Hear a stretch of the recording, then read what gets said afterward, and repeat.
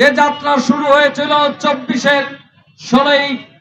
16 জুলাই থেকে শহীদ আবু সাইদের রক্তের বিনিময়ে বাংলাদেশে ওই ফ্যাসিস্ট সরকারের পতনের সূচনা হয়েছিল মূলত 16 জুলাইয়ের ওই আবু সাইদের শাহাদতের মধ্য দিয়ে। ঠিক আজকে যেহেতু আজকে যান চলাচল বন্ধ হয়ে আমাদের ভাইদের অসুবিধা হচ্ছে, খুব সংক্ষেপে বলতে চাই, আমাদের দাবি হচ্ছে জুলাই আগস্টের গণ অভ্যুত্থানে যারা শহীদ হয়েছেন সেই চিহ্নিত হত্যাকারীদের বিচার অবিলম্বে কার্যকর করা।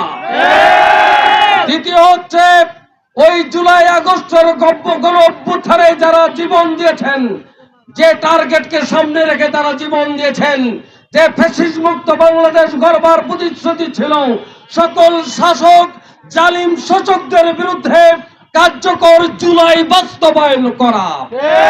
জুলাই সনদের বিরোধিতা করলে 70% জনগণের রায়ের বিরুদ্ধে অবস্থান গ্রহণ করা হয়।